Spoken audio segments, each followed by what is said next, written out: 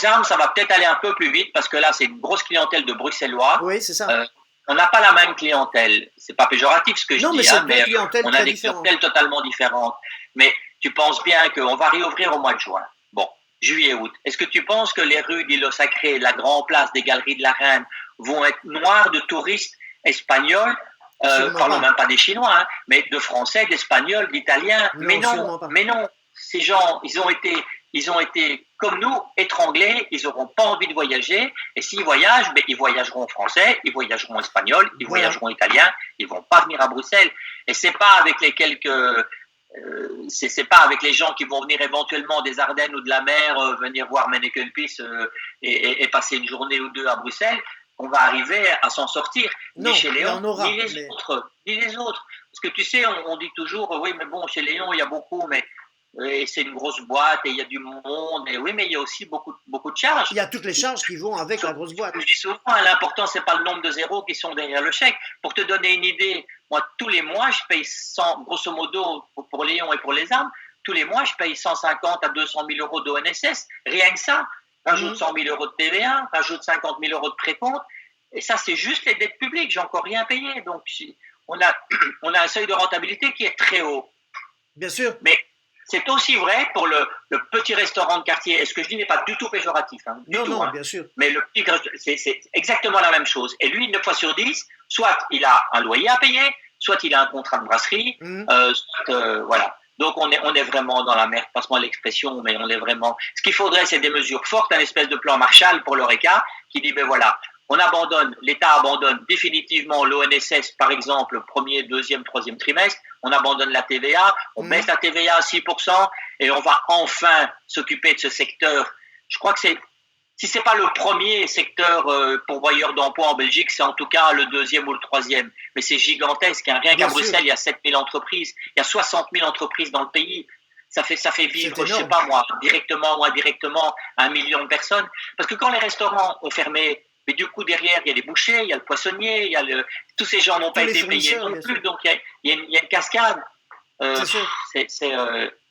Et c'est pour ça que je voulais pas, encore une fois, je me répète au risque de devenir sénile, mais je voulais pas donner mon avis et des choses comme ça, parce qu'aujourd'hui, j'ai malheureusement pas grand chose à dire, parce qu'il y a des si partout et des peut-être partout.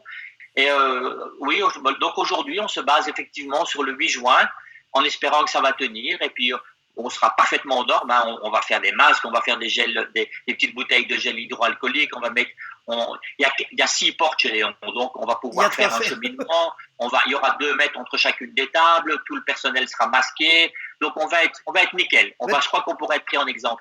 Tu es déjà bien préparé en fait. Est-ce que les gens vont venir? Ça je sais pas. Non, mais tu es déjà bien préparé en tout cas, ça c'est sûr. Oui, on a eu le temps, hein, ça fait 3 mois qu'on se prépare. Donc on est prêt, je dirais, à toutes les opportunités. Et je pense que d'ici fin mai, pour une ouverture 8 juin, fin mai, le gouvernement va nous donner les mesures à ce moment-là définitives, un petit peu comme ils ont fait pour les magasins ce matin, et ils vont nous donner des mesures spécifiques à l'ORECA. Et là, on s'adaptera à ça, et on ouvrira le 8 juin. Mais tu sais, beaucoup de restaurateurs ne pourront pas. Regarde, encore une fois, admettons, je vais prendre un restaurant de 70, 80, c'est déjà pas mal. Un restaurant de 80 places assises, c'est déjà pas mal. Bien, oui. Admettons qu'il enlève une table sur 2, il lui reste 40 places assises. Ok, soit. Il a 2 portes, il a du gel hydroalcoolique, il a des masques. Mais la cuisine, comment veux-tu garantir que les cuisiniers, dans tous les restaurants, les cuisines sont grandes comme des mouchoirs de poche. Comment veux-tu, s'ils ont 2 cuisiniers, comment veux-tu qu'ils garantissent une distanciation sociale d'1,50 m? Voilà, c'est juste pas possible. C'est juste pas possible. C'est clair. Sauf moi, aux armes et quelques grandes brasseries bruxelloises que je ne citerai pas. Mais voilà. Alors ceux-là, tu vas me dire, ils sont avantagés, certes, mais ils ont aussi besoin de faire beaucoup de clients pour arriver à couvrir leurs frais. Bien sûr. Moi, je pense que je vais perdre plus d'argent en étant ouvert qu'en étant fermé. Hein. Ça, je suis convaincu de ça. Pendant quelques mois, c'est probable. Dis-moi, j'ai suivi un petit peu sur les réseaux sociaux et j'ai vu quelqu'un de chez toi qui s'appelle Gianni, qui a fait un montage vidéo. Je voulais te demander, parce que tu sais s'il sera d'accord ou pas, si je peux le mettre dans le cadre de cet article. Oui, tu peux le mettre. Parce qu'elle est chouette. J'ai vu ça ce matin aussi, je trouvais ça très sympa. Oui, tu peux le mettre. Mais c'est aux armes, hein, ça. Ils C'est travaillent aux l'équipe armes. des armes. Mais c'est mes chefs de rang et un cuisinier qui ont fait ça. C'est assez sympa. J'ai vu ça, mais tout le monde sait à Bruxelles, dans le milieu, tout le monde sait que tu attaches une énorme importance à tes équipes, qu'il s'agisse de chez Léon ou des armes de Bruxelles. Toi qui regardes ça avec un regard un peu paternel, te connaissant sur tes équipes, tu les sens comment ils sont tout doucement au bout du rouleau ou ils ont le mort aux dents et ils n'ont qu'une envie, c'est de retravailler? Écoute, tu sais, hein, on se connaît depuis longtemps maintenant. C'est une grande famille chez Léon. Hein. Donc, il y a 170 membres de personnel. Donc, ça veut dire 170 familles. Ça veut dire peut-être, je sais pas moi, 300, 400, 500, 600 personnes sans aucune prétention, qui dépendent de Léon et des armes, donc de moi. Et c'est vraiment, il y a des gens chez Léon qui bossent depuis 30 ans, 40 ans. Et je crois que la grosse majorité, on a encore eu un conseil d'entreprise et un CPPT, donc un comité de sécurité et d'hygiène, il n'y a pas tellement longtemps. Et je les sens vraiment motivés. Ils ont une pêche pas possible. Mais dans le même temps, ils ont que leur chômage économique. Ça c'est la partie financière. Et puis, excuse-moi, ils se font chier à la maison, quoi. Ils ont besoin de travailler. Ils ont envie de travailler. Ils ont envie de retrouver la vie qu'ils avaient avant, un petit peu comme tout le monde. Alors, il y en a chez qui ça se passe bien. Il y en a qui prennent ça avec un petit peu plus de philosophie. Et il y en a chez qui ça se passe un petit peu mal. Et moi, je suis tous les jours au restaurant. J'assure une permanence, je suis là avec mon fils, et puis il y a mon directeur du personnel qui est là, il y a des gens qui sont là, et on est à leur écoute, on fait ce qu'on peut, on essaye de se dépatouiller comme on peut dans cette situation. Je pense qu'on y verra plus clair dans une quinzaine de jours.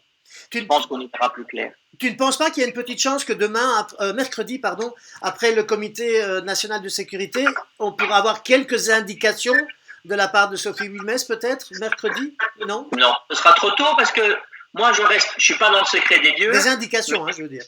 Oui, je suis pas dans le secret des dieux, mais le mercredi, ce sera que 3 jours après le déconfinement.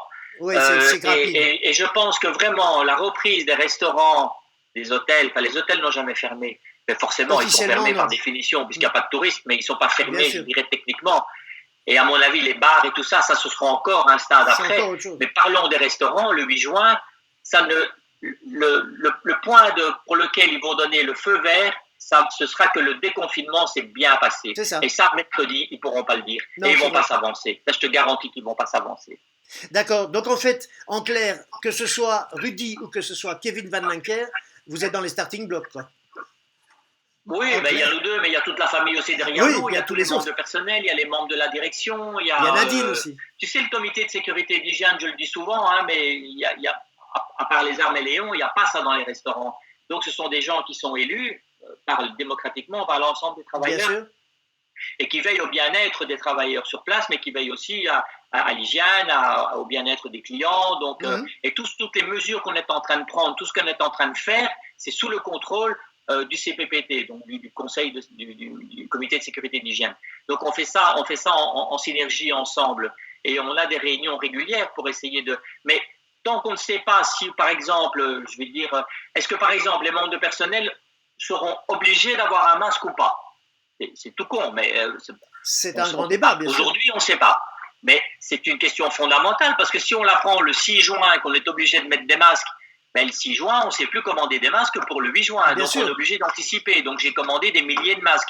J'ai commandé des milliers de petites bouteilles de gel hydroalcoolique. Donc, on a déjà mis toutes ces procédures en place.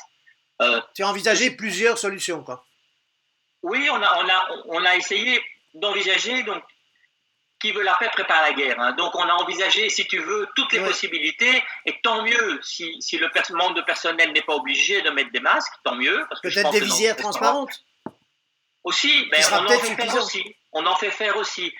Mais ça fait quand même un petit peu... tu as connu, toi, tu es de ma génération, à peu de choses près, tu as connu le film 2001, l'Odyssée de l'espace. Oui, c'est ça. Ça fait aller dans un restaurant et être servi par un garçon avec des visières en plastique, ça fait quand même un peu... C'est mieux qu'un masque, peut-être.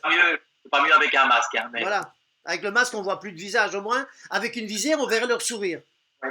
Moi, ce que j'espère, c'est que c'est quand même encore dans 3 semaines. Et j'essaye de voir un scénario positif. Oui. Et je me dis que dans 3 semaines, le déconfinement se sera bien passé, que le nombre de décès continue à baisser, que le virus continue à être étouffé, je dirais gentiment. et qu'ils acceptent quelques... Je pense que la distanciation d'1,50 m, on ne va pas y couper. Oui, il y a des sûr. choses... Là, on est parti pour 2 ans. C'est sûr. Et je pense que tant qu'on n'aura pas de vaccin, pour moi, c'est le vaccin. Tant qu'il n'y aura pas vraiment le vaccin, il n'y aura aucun retour possible à la normale. Ça, je crois aussi, oui, tout à fait. J'ai été me promener un petit peu ce matin, puisque j'ai que ça à foutre pour le moment, un peu de choses près, j'ai été me promener rue Neuve, ça se passe bien, tous les 10 mètres, il y avait une équipe de télévision, tous les 10 mètres, il y avait des policiers, tous les 10 mètres, il y avait des gens qui donnaient du gel hydroalcoolique, il y avait un sens pour aller, un sens pour revenir. Il y avait des magasins qui étaient ouverts où il n'y avait personne, puis il y avait des magasins qui étaient ouverts où il y avait une queue de 150 personnes pour aller acheter des baskets ou chez Mediamarkt, par exemple. Mais c'était bien, il n'y avait pas d'agressivité, je pense que les gens jouent le jeu. Mais pour un restaurant, c'est juste pas possible. Ça, c'est pas possible. Non, c'est clair. Donc, ils devront accepter, c'est un peu comme les coiffeurs. Hein. Les coiffeurs, ils n'ont pas des bras d'1,50 m. Hein. À un moment donné, les cheveux, il faut bien les couper. C'est clair.